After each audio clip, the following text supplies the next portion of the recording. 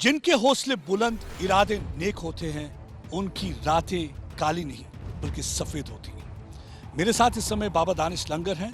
उन्होंने वो कर दिखाया है जो बहुत ही कम लोग कर पाते हैं।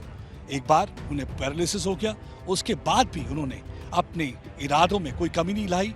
वो ग्रिट और डिटर्मिनेशन की वजह से उन्होंने वो कर दिखाया जो बहुत ही कम लोग कर पाते हैं, क्योंकि उनके अंदर देशभक्ति का जज्बा था, वो जुनून था, क्योंकि वो अपने देश के लिए कुछ करना चाहते थे। आज इस समय लेफ्टिनेंट दानिश बाबा लंगर मेरे सामने खड़े हैं, उनसे बातचीत करते हैं। क्या चीज़ थी वो, क्या जज्बा जुनून था जो आपको फौज के लिए ले गया? हमेशा से ही जब मैंने सैनिक स्कूल ज्वाइन किया तब से ही मेरे मन में था कि फोर्सेस ज्वाइन करनी है। एंड जो कुछ भी थोड़ा बहुत प्रॉब्लम्स आई लाइफ में एट दैट टाइम, जो मैंने सोचा कि गिव अप नहीं करना है, जो सोचा है उसको उस पे काम करते रहना है। और थोड़ा सा टाइम, जैसे फौज में in army there is a quote that this too shall पास।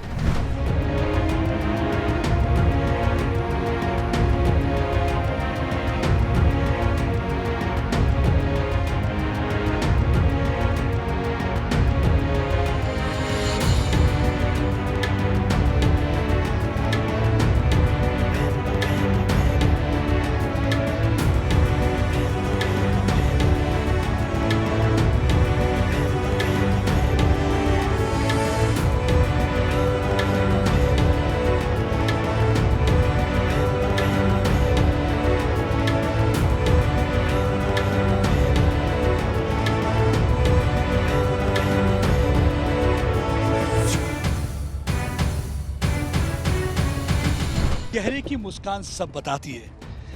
क्या कहना चाहेंगे आप अपने बेटे के लिए? कितना खुश महसूस करती है जब आज इन्हें देखें? माँ के लिए तो ये एक प्राउड मोमेंट है। तो मैं भगवान से यही प्रार्थना करूँगी कि वो जितनी मर्जी ऊंचाई पे जाए, ग्राउंडेड ही रहे, वो ग्राउंडेड ही रहे। और उसका एक उसने मेंशन नहीं किया, तो उसने विवेकानंद जी का वो स्लोगन याद रखा है कि उठो चलो और तब तक ना रुको जब तक लक्ष्य को प्राप्त ना करो।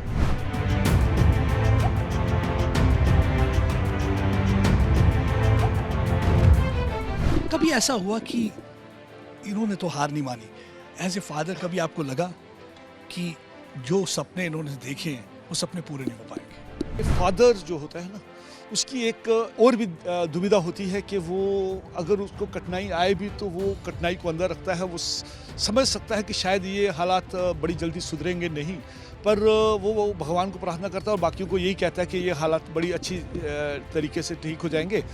तो ये काफ़ी लोग पहले भी इस रोग से काफ़ी सुधरे हैं, ठीक हुए हैं। तो ये मैं उन डॉक्टर्स की टीम का, अपने लोगों का जिन्होंने ब्लेसिंग्स दी उनका, और बाबा दानिश लंगर की जो निष्ठा थी, जो उसकी भावनाएं थी, जो उसका जज्बा था, जिसने मुझे कमज़ोर नहीं होने दिया।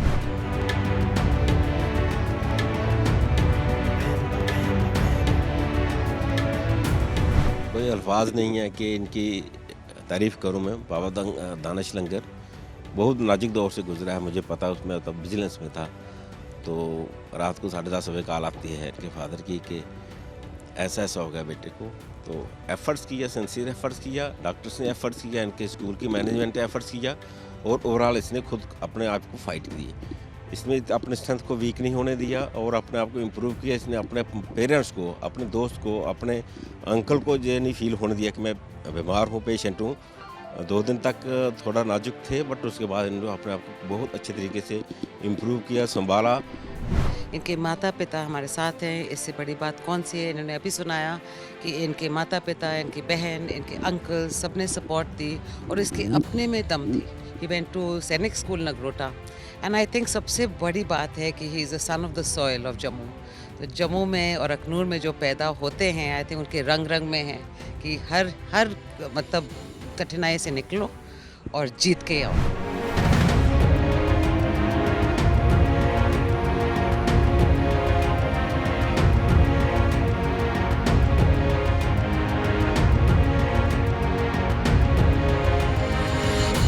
जब आपने ठान लिया हो कि कि आपने देश की सेवा करनी है, जब आपने ठान लिया हो कि आपने हमेशा तिरंगे को लहराते हुए देखना है, जब आपने ठान लिया हो कि आप अपनी मातृभूमि के लिए हमेशा रहेंगे, तो आप किसी भी किस्म की मुश्किलों का सामना कर सकते हैं। मुश्किलातें आपके सामने आके टूट के गिर जाएंगी, बिखर जाएंगी, लेकिन आप एक बार फिर से उठ खड़े होंगे और अपना कर्तव्य का पालन करते हुए और अपने जो आपने ठाना है वो अचीव कर लेंगे।